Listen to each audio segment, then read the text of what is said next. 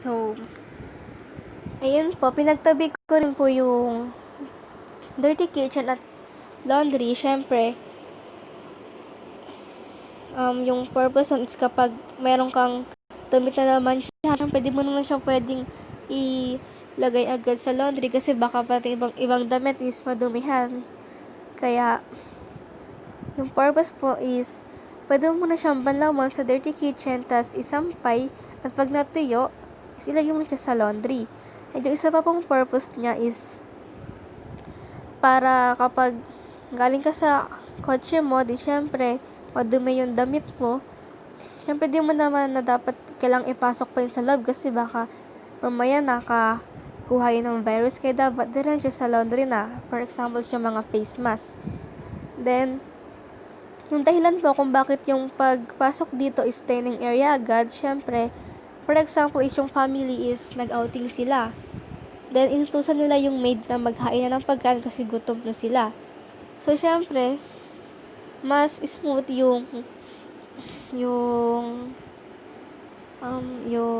accessibility kapag pagbaba mo pa lang sa garage, di mo na syempre, di ka na iikot sa porch, then mag-foyer ka pa para sa dining. At least, wala sa garage, pwede ka na agad pumasok, then dining agad, tapos hinain na agad ng maid yung pagkain sa dining, kaya diretso kain na. Yun po talaga yung purpose nun. Then, yung isa ko palang purpose kung bakit yung garage is accessible sa dirty kitchen is syempre kapag may handaan, syempre halimbawa yung baboy, may dugo-dugo, syempre di mo naman pwede na i-dash muna sa porch, then alat po doon. Kaya po, yun po yung silbi ng dirty kitchen, para doon mo siya banlawan. Then, kapag nabanlawan mo na, diretso sa outdoor kitchen or barbecue grill para ihawin. Then, pag naihaw na, punta sa kitchen area, then ihain na. Then, kain na. Ang ginamit ko palang finishes dito sa kitchen is vegan tiles para mas feel mo yung Filipino industrial modern inspired. Then, ganoon din po sa event hall. Same lang ng finishes. Then, mula event hall, kita rin yung view ng pool. Then, yung outdoor TNB. Dito ko po siya nilocate kasi kapag dito po sa may outdoor kitchen, kapag dyan banda, parang baka po maging crowded yung space. Dito, especially kapag halimbawa yung mga bata, syempre malilikot, baka magtulakan, then baka may madisgrasya kapag nadikit sa barbecue grill. Then, ang ginawa ko po is pinaghiwalay ko po yung entrance ng shower area sa toilet para syempre para hindi ma-pressure yung tao na nag-CR halimbawa, tapos may mga nakapila na para mag-shower. Siyempre, mapipressure ka po, ganun. Kaya, hiniwalay ko na din. Tsaka, madami kasi yung users. Yung mga possible users. Kaya dapat po na may kanya-kanya silang entryway. Then, ayan po yung edible garden, then patio. Then, yung swimming pool po is pet-friendly siya, kaya stairs po yung nilagay ko.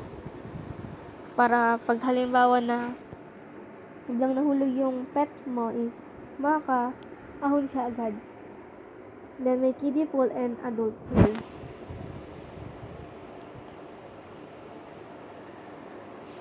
Then, ito naman po yung plan sa second floor. Sa second floor po is pag akyat mo is may kita mo agad yung family area. Then, dito naman yung master's bedroom. Ito yung walk-in closet. Then, toilet and bath. Then, yung balcony is accessible siya sa bedroom 3. Then, kaya po ako naglagay ng balcony dyan. Syempre, pag halimbawa gusto nilang magkape or breakfast, pwede po sila dito habang ine-enjoy yung view ng pagsikat ng araw since dito po nakalocate yung east.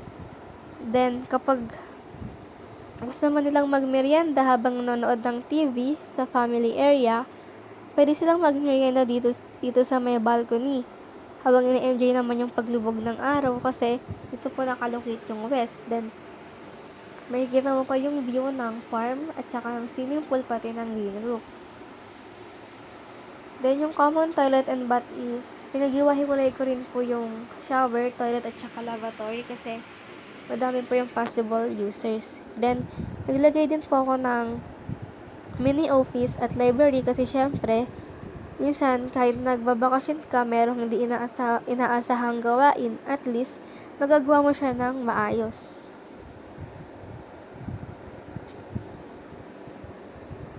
Next po is yung roof deck floor plan. So, more on, lang po siya, vegetation. So, may fire pit, then view deck, then ito po yung multi-purpose space. So, next naman po is yung, ito po yung reflected ceiling plan ng first floor at saka second floor. Then, ito po yung mga legends.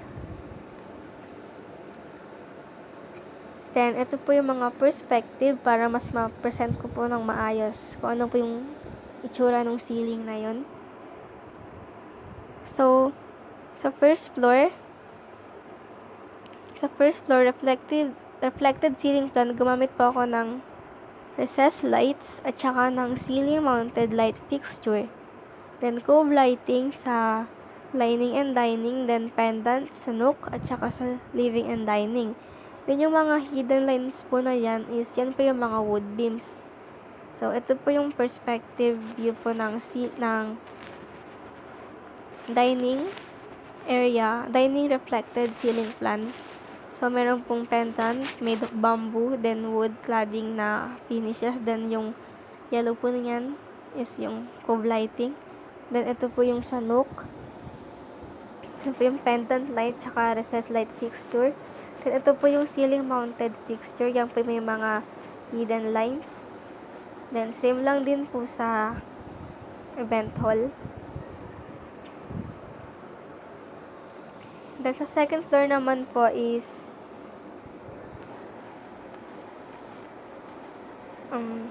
more on recessed light din po and ceiling mounted light fixture at saka track light sa mga lavatory.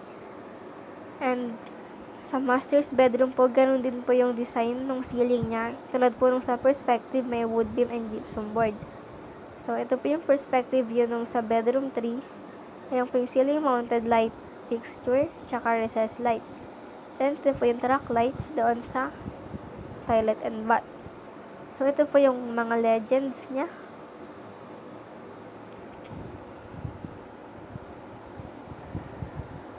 So, ito yung legends niya. Ito yung light fixture. So, ito yung type, symbol, and yung description niya. So, ito yung ceiling mounted, recessed light fixture, pendant light, track lights, and cove lighting. So, ito naman po yung reflected ceiling plan ng roof deck at saka ito po yung roof plan. So, sa roof deck is gamit po ako ng ceiling mounted light fixture at recessed light fixture. So, ito po yung perspective view niya. Then, sa roof deck is mga wall-mounted light fixture. So, ayan po siya. So, ito po ulit yung legends. So, for roof plan naman,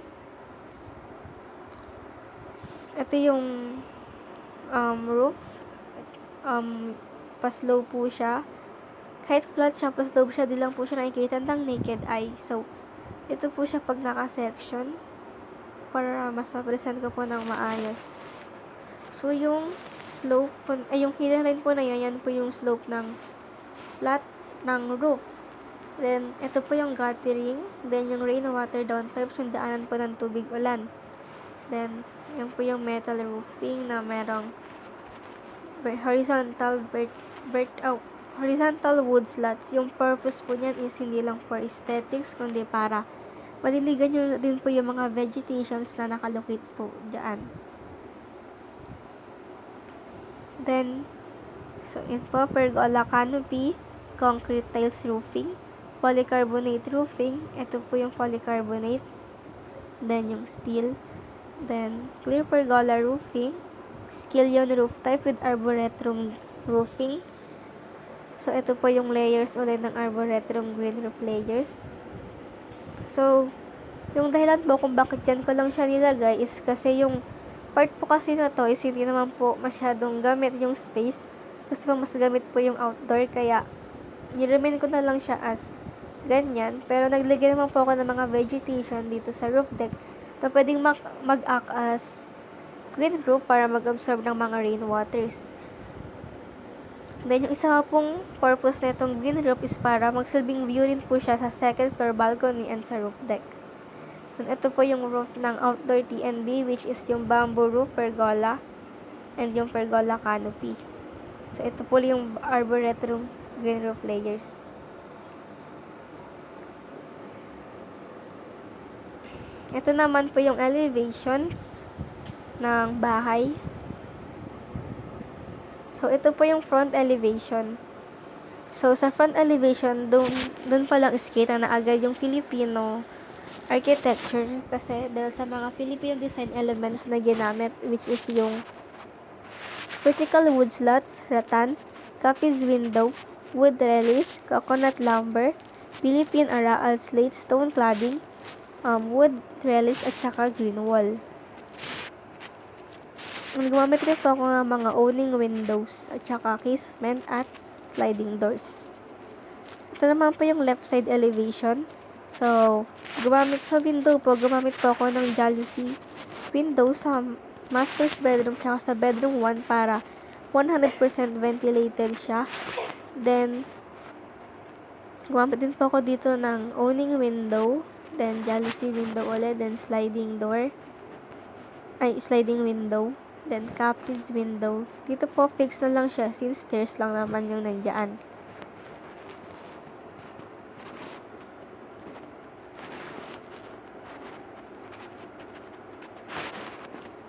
Then, ito naman po yung right side elevation. So, more on owning window, fix and casement, and jalousie.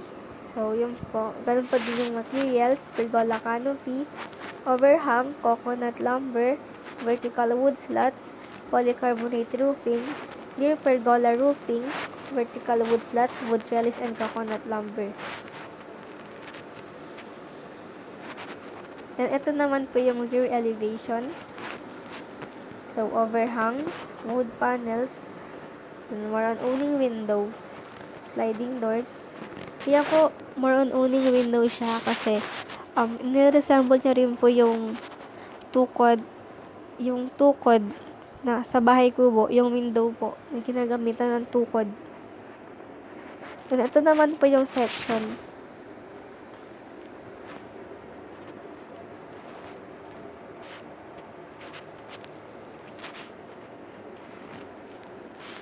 So, ito po yung longitudinal section through B. So, yan yung loob ng bahay. Yan yung bedroom 1. Then, storage, stairs, living area, then family area, master's bedroom, and yung roof deck. Then, ito naman yung cross section through A. So, makikita nyo po dito, gumamit po ako ng amakan na wall cladding. And dito po is yung antique bricks. Then, bedroom 3, living room. Kaya po ganyan po yung hinges ng bifold doors kasi pwede rin, ginawa ko po na, pwede rin po siyang i-open ng pag ganun.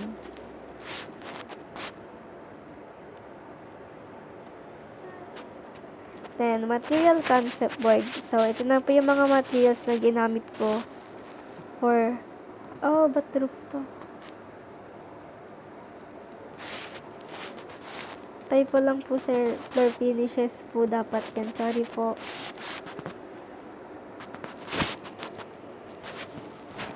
So, sa floor finishes po is gumamit po ako ng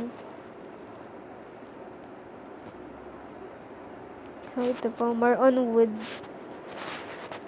Para mas na-emphasize po yung Filipino architecture. Then, Sa toilet and bath, gumamit po ako ng porcelain kasi mas durable siya, less porous, and mas water resistant kaysa sa ceramics. And vegan tiles. Then sa second floor is more on woods din po. Except dun sa walk-in closet, gumamit po ako ng vinyl. Then sa roof deck finishes, more on woods and concrete fibers. Then sa wall finishes po is gumamit po ako ng paints. Sa room po gumamit po ako ng matte since low traffic areas lang naman. Then sa living, which is yung white, gamit po ako ng eggshell finish kasi mas advisable po siya pagdating sa pang high traffic areas kasi mas mabilis siyang linisin.